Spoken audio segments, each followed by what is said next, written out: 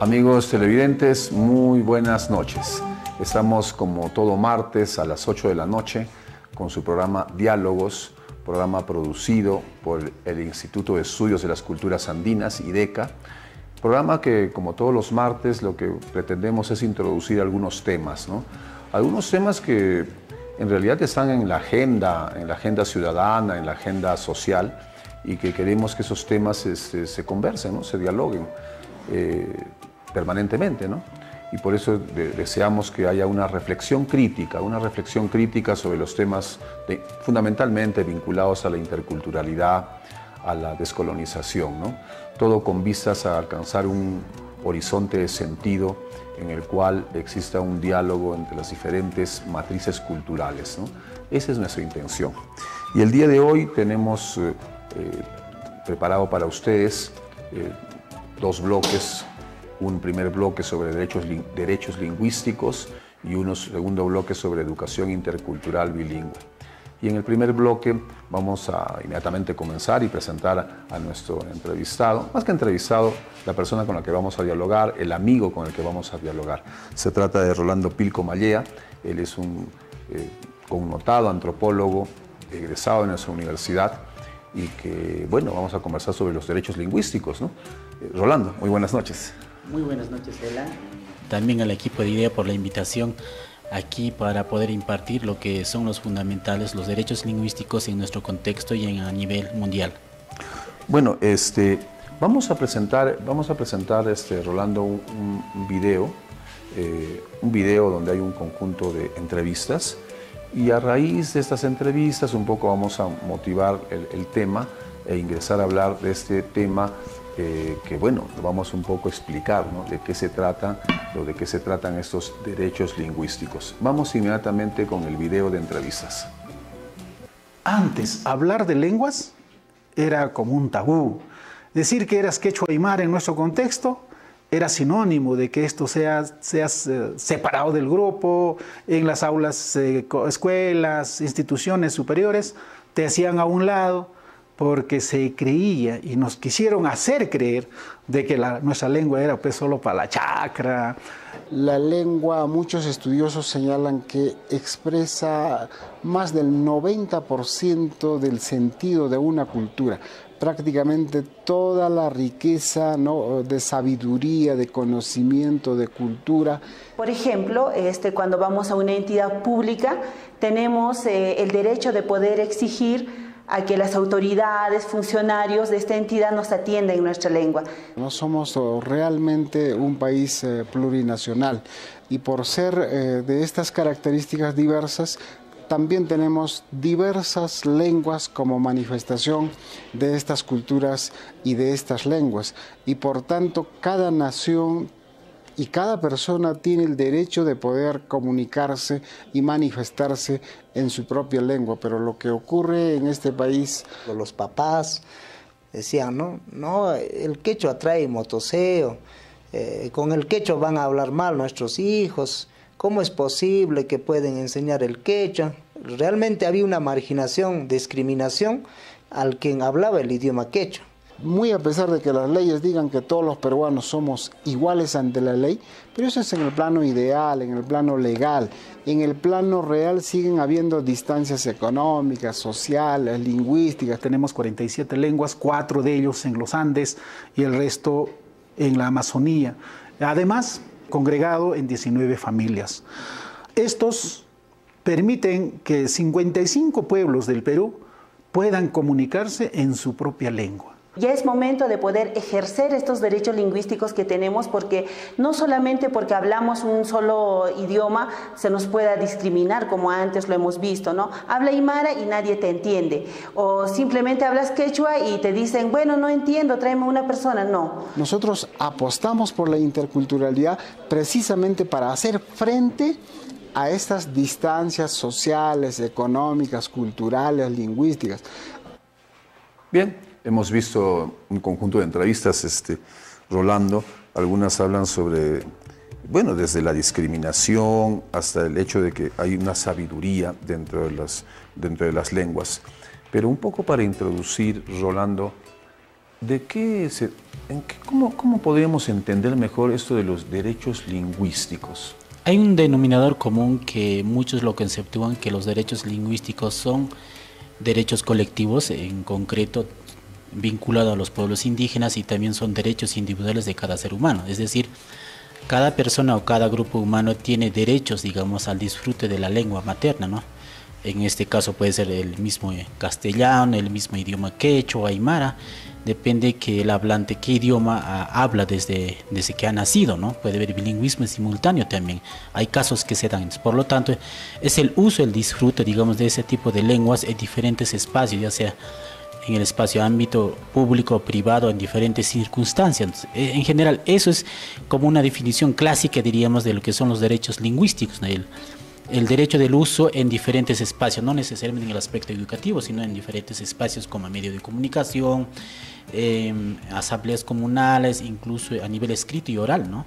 Pero es interesante que alguno de nuestros entrevistados hace mención a que hay, a lo largo de nuestra historia, ha habido pues un proceso digamos, de estigma sobre nuestras lenguas originarias. Eso en realidad es un proceso histórico que como incluso uno de los entrevistados decía, ¿no?, se mantiene todavía. Yo creo que en el Perú hay un cierto, como tú lo mencionas, hay un cierto mantención de este tipo de concepciones o prácticas, digamos, de un sector, ¿no? Pero con las políticas lingüísticas en los últimos años que en Perú se está aperturándose, por lo menos hay una apertura, digamos, a este tipo de entendimiento, cómo debía ser el entendimiento, digamos, del manejo de las lenguas, ¿no? No necesariamente yo diría manejo, sino hablaríamos en algunos contextos de Latinoamérica, hablan sobre ahora, no necesariamente la lengua, se están muriendo muchas lenguas indígenas, ¿no? Cada vez están desapareciendo, hay pocos hablantes, y lo que se hace en la práctica en algunos contextos, países lingüísticos, lo que están sosteniendo es cómo hacer una revitalización lingüística, y está muy vinculada, digamos, ya no la escuela, sino tiene que ver mucho el entorno familiar. Si la familia está transmitiendo la lengua, en este caso, por ejemplo, pongamos el aymara o el quechua, ¿no? ¿Cómo están hoy en día, si sus hijos, sus generaciones están hablando el quechua o no? ¿Qué pasa? Entonces ya no sería un tema, digamos, prácticamente del entorno de la IIB, sino la IIB es netamente educativo, sí, pero el tema de revitalización lingüística va mucho más allá, tiene que ver con comunidad, escuela y familia y varios actores principales vinculados con el tema de la revitalización lingüística. O sea, digamos, la idea que tú quieres transmitir es de que esa revitalización hay que levantarla o estimularla más del ámbito de la vida cotidiana, ¿no? Exactamente. No tanto, digamos, solo la parte institucional, política, formal, en la cual se hace esta revaloración, sino, digamos, en la misma vida cotidiana. Pero uno se pregunta, esta revitalización en la vida cotidiana implica mucho también, digamos, no es tan fácil, ¿no? Porque también algunas familias son reacias a revitalizar o a mantenerlo, ¿no? Sí, eso es correcto, porque en la práctica, en la vida cotidiana, como tú mencionas, se ve que en el presente, en diferentes contextos, sea contexto urbano o rural, hay familias que están dejando de hablar su lengua materna, ¿no? Ya sea el castellano, el inglés o el idioma que ellos han nacido, puede ser el quechua. Entonces es un poco preocupante y por lo tanto las generaciones venideras están buscando adaptarse a lenguas modernas, diríamos, como lengua transnacional, el inglés o el francés, entre otros aspectos. Entonces yo creo que depende del contexto, ¿no? Depende también mucho, ayuda en cierta manera las políticas lingüísticas de Estado-Nación. En algunos casos ha ayudado mucho a revitalizar, a fortalecer, y en algunos casos no. Entonces, mucho depende también de los aparatos estatales, ideológicos, de los funcionarios que dirigen o cómo orientan estas políticas lingüísticas a nivel de cada Estado-Nación también, ¿no? Así es. Bueno, interesante esto de lo que mencionas, de esos aparatos ideológicos que el Estado-Nación, en ese caso el Estado-Nación peruano, tiene, ¿no? Pero bueno, vamos a profundizar ese concepto luego de la pausa comercial.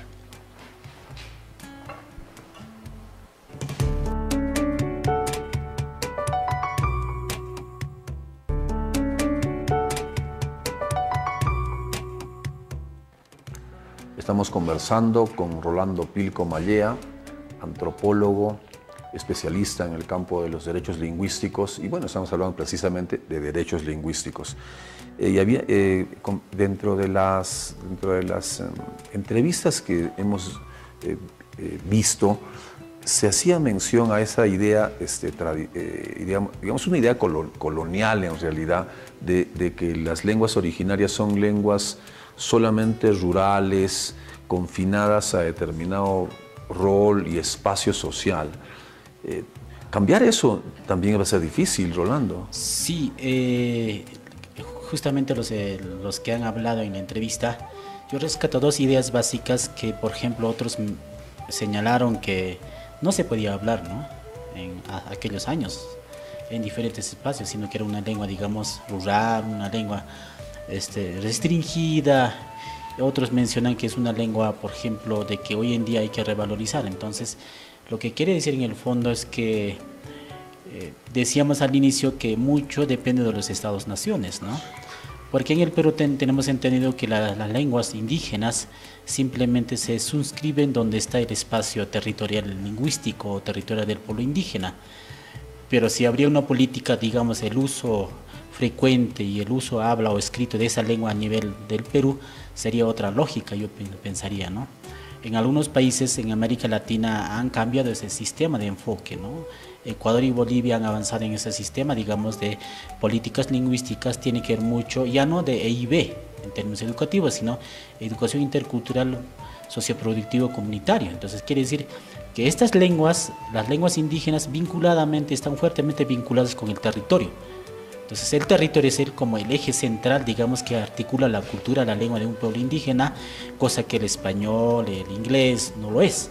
Entonces ese es el eje fundamental de todas las lenguas indígenas de América Latina, es el tierra y territorio. Entonces en el tierra y territorio se desarrollan, por ejemplo, los saberes, los conocimientos, las prácticas cotidianas, como mencionamos al inicio, y otros tipos, digamos, de manifestaciones culturales y lingüísticas. Entonces ese eje de anclaje es la que al final no se ve desde el Estado, simplemente se da como el uso, el habla, ¿no? Entonces el uso y el habla es correcto, está bien. Tú puedes aprender la lengua aymara, está bien, correcto, pero ¿dónde se revitaliza la lengua más? Donde se naturaliza, si queremos decir, es en territorio, ¿no? Si un poblador lo que decías aymara, tú, donde se revitaliza también, ¿no? Exacto. Si, por ejemplo, un poblador aymara hace su chacra en diferentes espacios, entonces utiliza el lenguaje de ese contexto social, de ese tipo de actividad agrícola, y por lo tanto es la manera como se revitaliza la lengua, ¿no? Entonces difícilmente una lengua indígena o aymara quechua podemos revitalizar en un aula.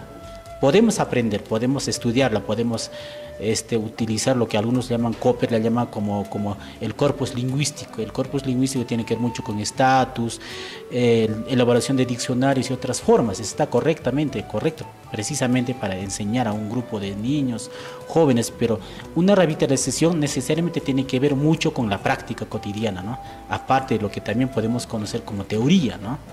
Pero en esa lógica de la práctica en los espacios definidos por un espacio de territorio, también había, y una de las entrevistas también había, ¿no?, que la lengua expresa un mundo de vida, una concepción del universo, de la realidad, del ser humano, del ser, ¿no? Expresa eso, ¿no? Y digamos, Rolando, a mí me parece que es sumamente importante que nuestras lenguas originarias, no solamente el quechua y el aymara, que son, digamos, las más importantes y con mayor número de hablantes, sino también me pongo a pensar un poco en las lenguas amazónicas, ¿no? Cierto. Entonces, todas estas lenguas deberían ser valoradas, rescatadas, desarrolladas, porque hay un mundo de vida, hay todo un universo, detrás hay un universo, ¿no? Eso es correcto, porque al final cuando hablamos de la lengua, digamos, indígenas como la Amazonía en los Andes, es que ese mundo vive en el sentido de que ese grupo de individuos colectivos viven en un determinado espacio geográfico, puede ser en la Amazonía, en el bosque, cerca de un río, o en los Andes, por ejemplo, como nuestro contexto, cerca del Titicaca. Entonces, esa forma de ver el mundo también está implicado con la lengua, ¿no? Entonces la lengua dice muchas cosas. Aparte de la lengua se puede estudiar, se puede descifrar ese mundo de vida. Algunos lo llaman como cosmovisión o como filosofía, diciendo, de los pueblos indígenas.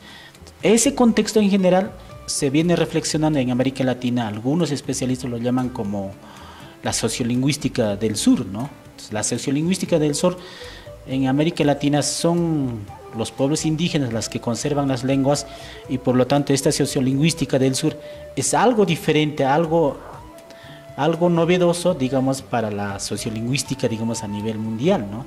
La sociolingüística, por ejemplo, se ha desarrollado en otros países, en Europa, en Francia, también tratando de recuperar, revitalizar las lenguas, también cómo hacer el tratamiento de las lenguas de política de Estados, pero sin embargo en América Latina su fuerte anclaje es, por ejemplo, es el territorio, ¿no? Entonces, una comunidad campesina, por ejemplo, no puede vivir sin territorio. Entonces, el territorio implica, por ejemplo, tienen su casa, en el territorio están sus animales, está la chacra, cría, entonces es el territorio como eje central que aglutina la cultura y el modo de vida, e incluso está presente la lengua. Entonces, ese es el contexto, eje central de América Latina, de los pueblos indígenas, que la lengua se particulariza. Entonces, algunos lo llaman como la sociolingüística del sur, ¿no? Que es diferente, digamos, de otras lenguas, digamos, mundiales, como el inglés, como el francés mencionábamos, ¿no? Porque en el francés, el inglés, claro, se puede aprender por cuestiones de poder conocer otro mundo, de poder leer libros, o para una maestría o doctorado, para ver cómo el mundo se mueve, ¿no? Pero sin embargo, los pueblos indígenas, al utilizar su propia lengua, digamos, aymara o quechua, están anclados en un contexto territorial, ¿no? Entonces ese territorio determina el mundo de vida, como usted mencionó, ¿no? Y digamos, y hablando un poco de esto, cerrando un poco, el hecho del derecho lingüístico, el derecho, y claro, un poco me pongo a pensar lo que acabas de decir, ¿no? Circunscrito, el eje es el territorio, no significa que tampoco es lo único, ¿no? El eje es el territorio, la práctica en el territorio, y se va abriendo, digamos, porque finalmente quechuas, aymaras, aguajunes, ayánica, en fin, también se van moviendo hacia otros espacios, ¿no? Y lo importante es que el hablante tenga el derecho a ejercer con orgullo su lengua, porque digamos nuestro proceso histórico es un proceso colonial, ¿no? En el cual la lengua ha sido discriminada, ¿no? Yo tengo la impresión, Rolando, no sé si compartes conmigo esta idea, de que el Estado-Nación, y lo que mencionabas, ¿no? El Estado-Nación, al Estado-Nación le falta, digamos, a nuestro Estado, a nuestra República, valorar y realmente desarrollar como políticas lingüísticas que permitan una equidad, pues, ¿no? Porque no solamente el español debe ser la lengua en la cual se predomina, ¿no? Claro, como medio de comunicación, como medio, digamos, de articulación, ¿no? Como lengua franca, diríamos, ¿no? Porque ese tipo de lenguas, digamos, homogenizantes, siempre las hubo desde la época del incanato. Por ejemplo, el quechua fue una lengua que se homogenizó por manejar el tahuantinsuyo frente a otras lenguas minorizadas como el puquín, el uro, ¿no?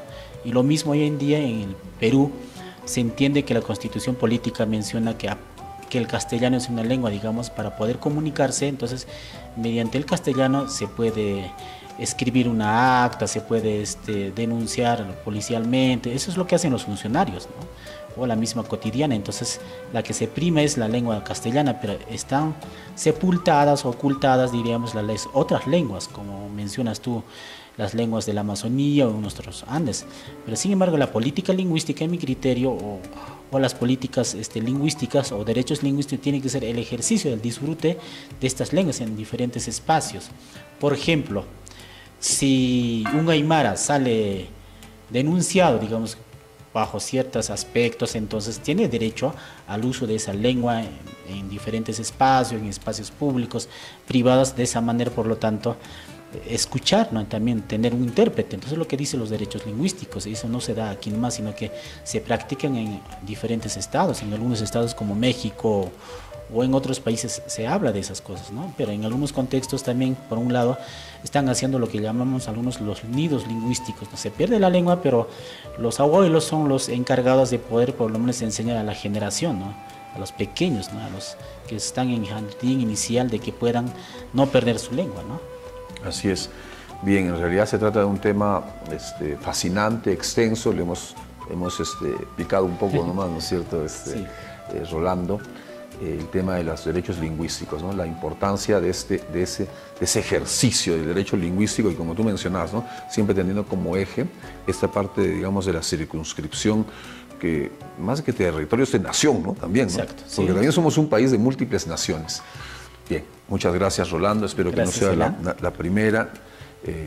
Es un placer siempre conversar Igualmente, contigo. Elan. Siempre lo hacemos. No solamente Rolando es invitado en este caso de IDECA, sino también es un gran amigo. Bien, de esa manera concluimos este bloque y viene después el bloque de educación intercultural bilingüe con nuestra invitada. Hacemos una pausa comercial e ingresamos a nuestro segundo bloque.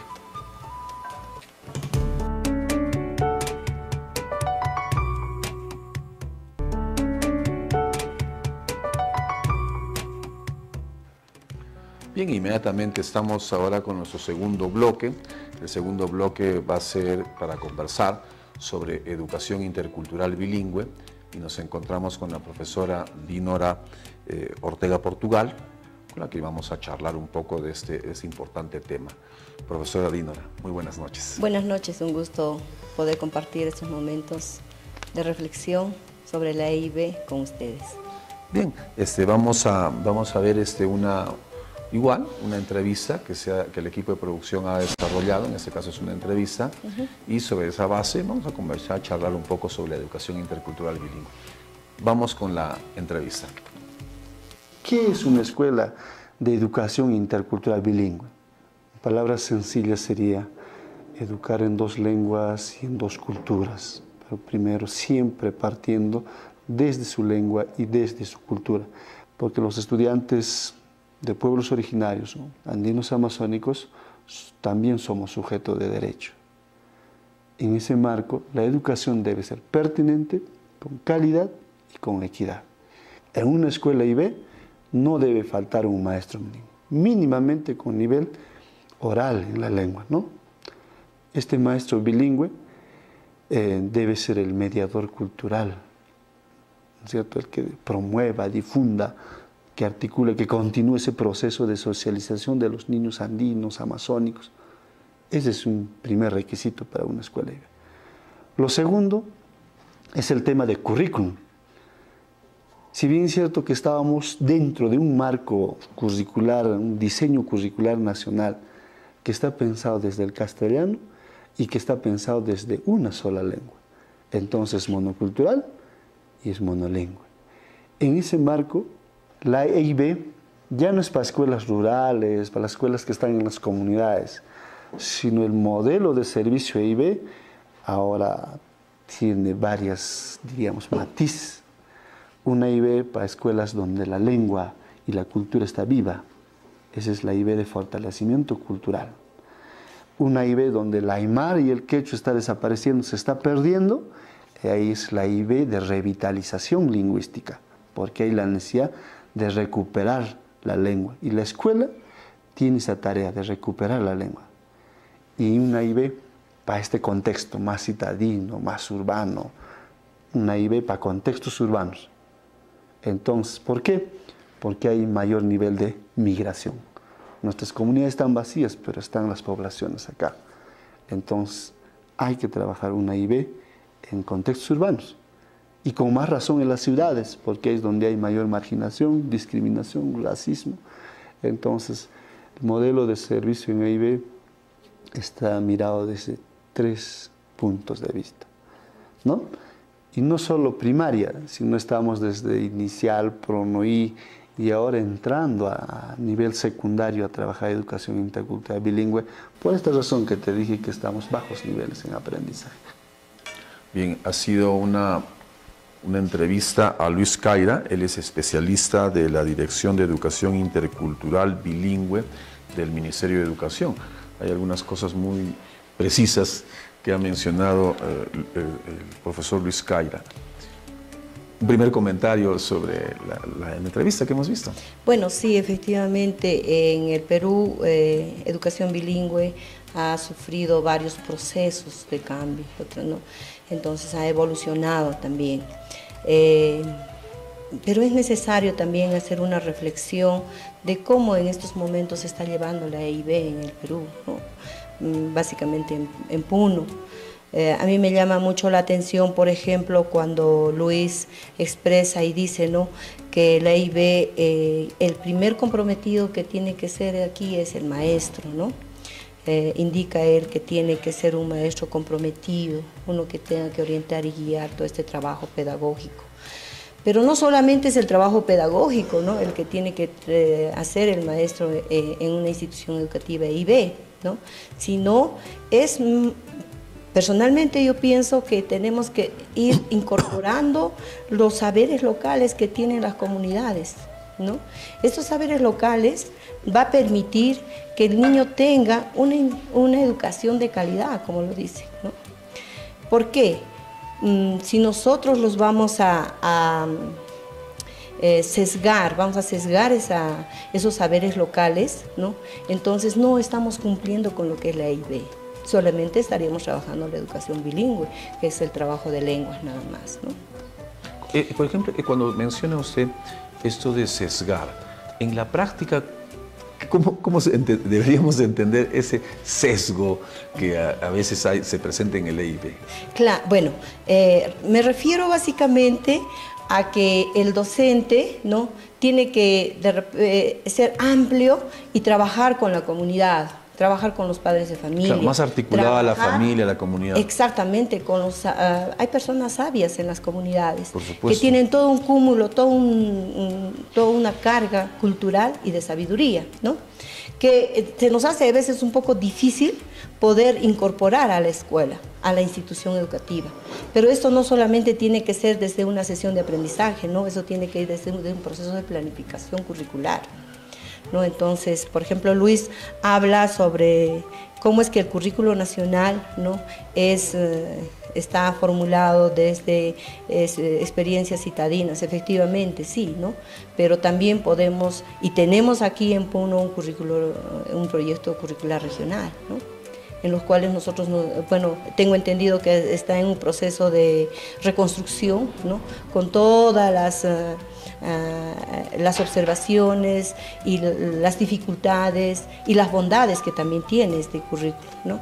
Entonces es momento en que de repente también este currículo nos permita hacer esa educación, como lo decía Rolando, ¿no?, habla mucho de tierra y territorio, ¿no? Bertelli, por ejemplo, ella dice, ¿cómo es que la educación territorial, ¿no?, va a permitir que el niño reciba en su contexto? Si yo hago una sesión de aprendizaje en el aula, va a ser distinta a una sesión de aprendizaje que yo la desarrolle, por ejemplo, en la comunidad, donde vaya, por ejemplo, donde se esté criando las alpacas, donde, por ejemplo, se esté haciendo la cosecha en esta época, o donde se haga, donde se siembre, ¿no?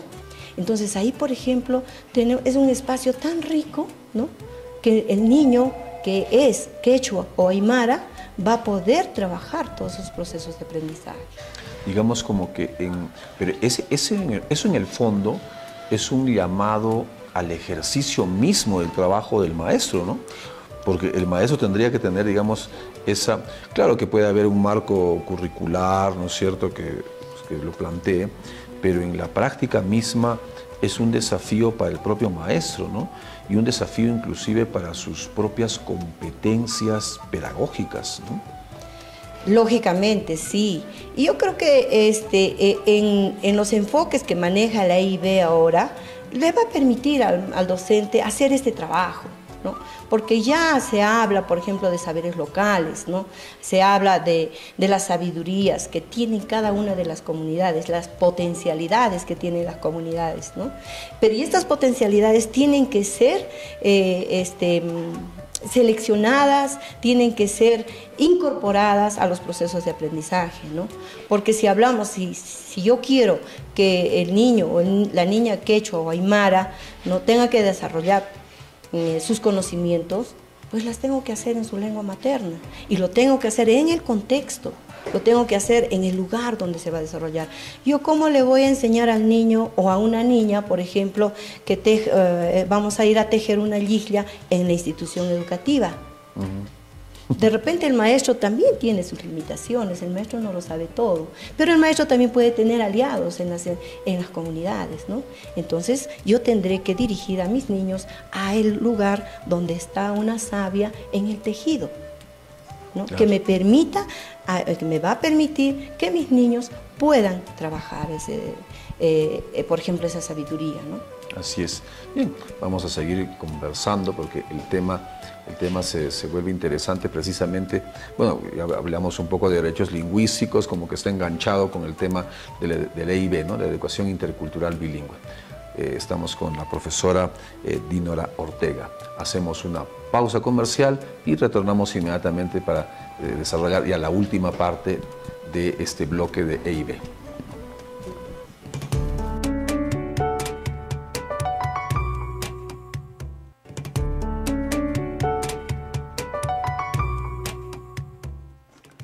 Bien, nos encontramos en este segundo bloque con el segundo tema sobre educación intercultural bilingüe, conversando con la profesora Dinora Ortega.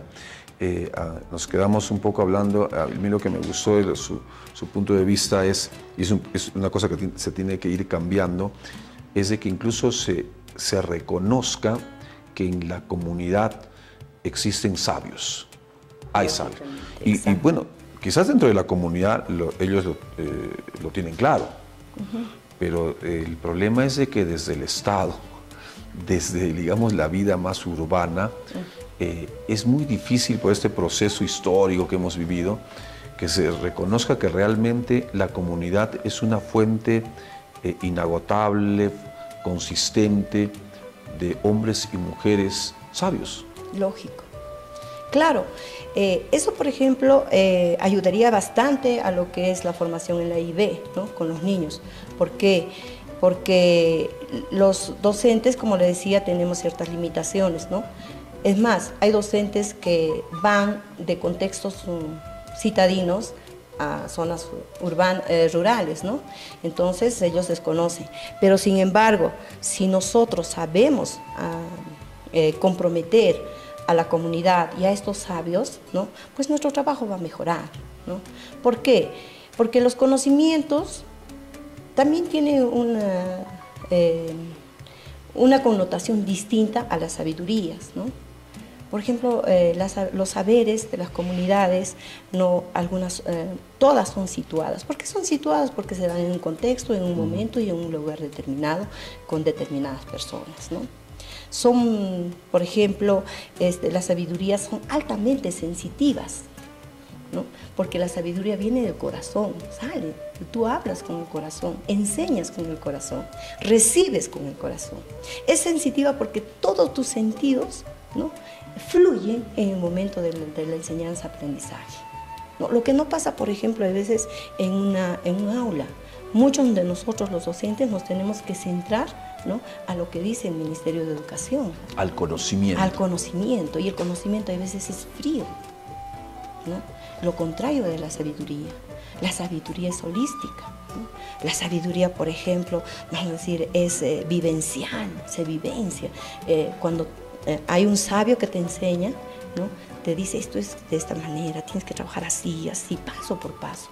Y también te da responsabilidades de acuerdo a los procesos, a las etapas de maduración que tú tengas, ¿no? Entonces, esos procesos serían tan interesantes, ¿no? que los docentes los tomemos en cuenta para poder formar a los niños. Y aparte, ¿no? que un poco desde ese enfoque, esa manera de ver las cosas, uno encuentra que se alcanza el ideal de la educación, ¿no? El sueño de la educación, ¿no? Porque la educación no busca pues que las personas tengan conocimientos, ¿no?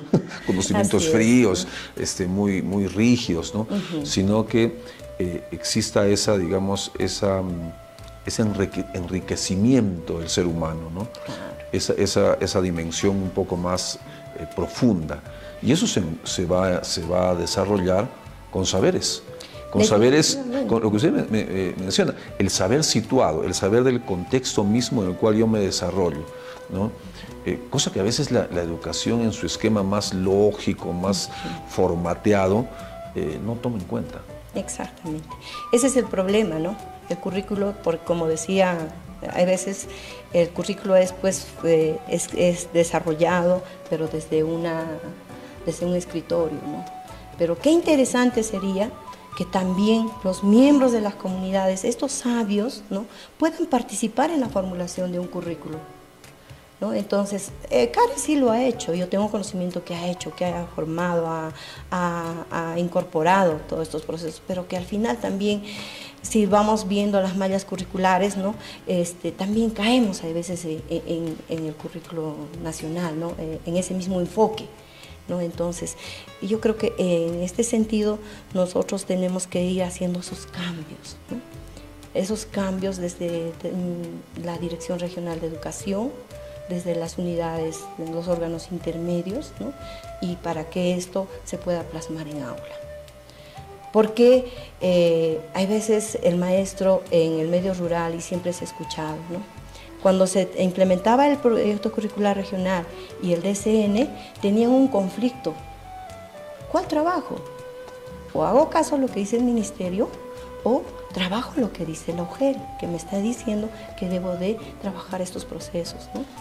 Entonces, esas cosas también hay que reflexionarlas desde los órganos intermedios y la Dirección Regional de Educación, ¿no? Yo quisiera aprovechar la presencia de un especialista en educación intercultural bilingüe para un poco comentar.